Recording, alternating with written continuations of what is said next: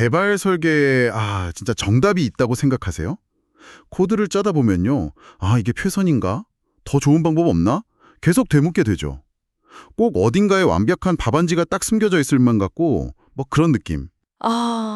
사실 그 정답이라는 생각부터 좀 내려놓을 필요가 있어요. 뭐 개발이든 우리 사는 인생이든 완벽한 정답이라는 건 사실 없거든요. 왜냐면 모든 선택에는 반드시 얻는 게 있으면 잃는 것도 있어요. 그 트레이드 오프라고 하죠. 상충 관계. 네네, 트레이드 오프. 그렇죠. 예를 들어 뭐 비싼 명품 가방, 만족감은 크죠. 근데 지갑은 가벼워지고. 저렴한 거 사면 부담은 없는데 좀 아쉽고. 어떤 선택이든 대가는 반드시 따르는 거죠. 그래서 오늘은 여러분이 보내주신 자료들을 좀 깊이 보면서 왜 개발 설계에 절대적인 정답이란 없는 건지, 그리고 그 수많은 선택지 앞에서 그럼 어떻게 지금 여기에서 가장 좋은 답, 이걸 찾아갈 수 있을지 그 실마리를 좀 파헤쳐 보려고 합니다. 네, 좋은 주제네요. 특히 이제 막 개발 시작하신 분들 이런 고민 진짜 많이 하실 텐데 오늘 이야기가 좀 답답함을 덜어드릴 수 있지 않을까 싶습니다. 자, 그럼 바로 한번 들어가 볼까요? 네. 개발 현장에서 진짜 흔하게 부딪히는 거, 바로 개발 속도냐, 코드 품질이냐, 이거죠. 아니, 빨리 만들자니 나중에 터질 게 막 눈에 보이고. 너무 꼼꼼하게 하자니 세상은 기다려주질 않고. 이거 정말 미치겠더라고요. 맞아요. 그 딜레마, 특히 막 급하게 기능만 만들려고 하드 코딩 같은 거 막 쓰면요, 당장은 빠르죠. 근데 그거 아세요? 나중에 한 1년 뒤에 간단한 거 하나 고치는데 개발자 두세 명씩 막 달라붙어야 되는 거. 완전 기술 부채 폭탄으로 돌아오잖아요. 여기서 핵심은 역시 상황인 것 같아요, 상황. 예를 들어서 사용자 반응 잠깐 보려고 만드는 프로토타입이다. 그럼 당연히 속도가 중요하죠. 뭐 하드 코딩 괜찮아요. 어차피 금방 버릴 코드일 수 있으니까. 일회성이면 괜찮다. 그렇죠. 근데 만약에 환자 생명이 달린 의료기기 소프트웨어다. 그럼 어떨까요? 단 1%의 오류도 있으면 안 되잖아요. 그렇죠. 그러니까 시간이 얼마가 걸리든 품질이랑 안정성 확보가 최우선인 거죠. 즉, 속도냐 품질이냐 어느 하나가 절대적으로 옳다 이렇게 말할 수는 없는 거예요. 맞아요. 듣고 보니 그러네요. 단순함이냐, 확장성이냐, 이것도 그렇고, 비용이냐, 성능이냐, 이것도 마찬가지죠.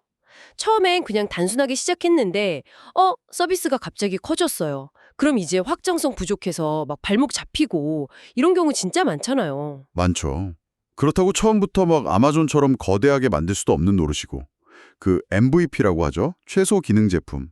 딱 핵심 기능만 빨리 내놓는 단계에선 단순함이 중요하겠지만 이미 뭐 수백만 명이 쓰는 서비스다. 그럼 당연히 확장성을 먼저 생각해야겠죠. 네, 그쵸.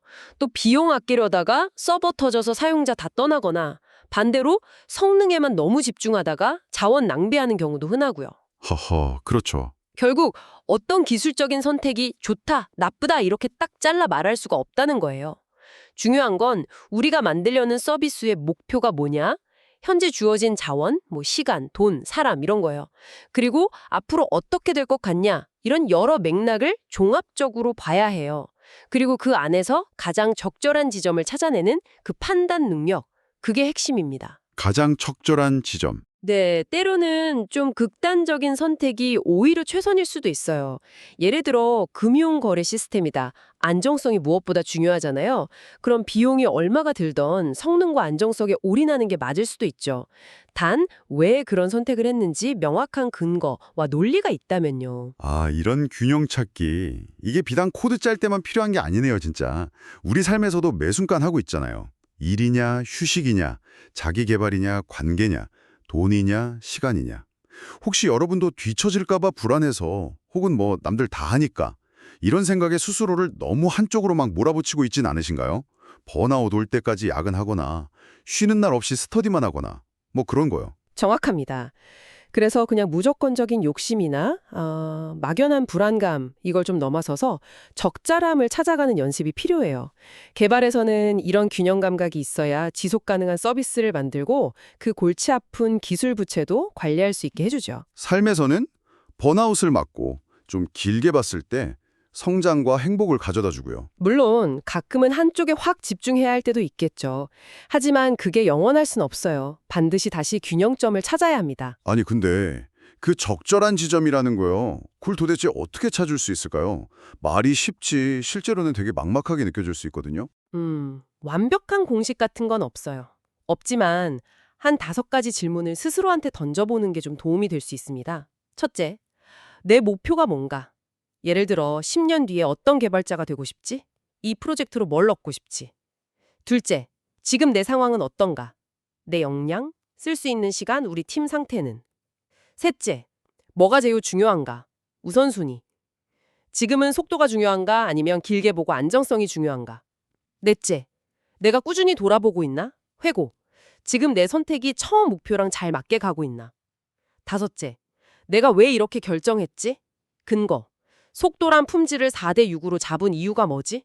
이걸 명확히 하는 거예요. 아, 스스로 계속 질문을 던져야 하는군요. 그렇죠. 예를 들어 막 시작한 B2B 스타트업이다. 그러면 뭐 속도 4, 품질 6, 단순함 3, 확장성 7, 비용 6, 성능 4. 뭐 이런 식으로요. 중요한 건 이게 정답이 아니라는 거예요. 이건 치열하게 고민해서 내린 판단이고 그 근거가 있어야 해요. 그리고 상황이 바뀌면 계속 다시 보고 조정해야 하고요. 자, 오늘 이야기의 결론은 좀 명확해진 것 같습니다. 개발 설계의 완벽한 정답이란 건 없습니다. 이제 그 정답 타령은 그만두셔도 좋습니다, 여러분. 네, 정말 중요한 건 정답이 없다는 걸 그냥 인정하는 거예요. 받아들이고 주어진 요구사항이랑 제약 조건 속에서 계속 고민하면서 가장 좋은 답을 만들어 나가는 그 과정, 그 자체가 중요합니다. 목표, 현재 상황, 미래 예측 사이에서 계속 줄타기를 하면서 최적의 균형점을 찾아 나서는 것. 그게 바로 뛰어난 개발자로 그리고 더 나은 나로 성장하는 유일한 길이라고 생각해요. 완벽함이 아니라 더 나은 적절함을 향해 가는 거죠. 혹시 완벽한 설계, 완벽한 코드 이런 환상 때문에 스스로를 너무 괴롭히고 있진 않으셨나요? 오늘부터는 그 완벽이라는 무거운 짐 잠시 내려놓으시고요. 지금 여기에서 내가 내릴 수 있는 최선은 뭘까? 이 고민을 한번 시작해 보세요. 어쩌면 정답 없는 그 고민의 과정 자체가 여러분을 상상 이상으로 성장시키는 진짜 힘이 될지도 모릅니다.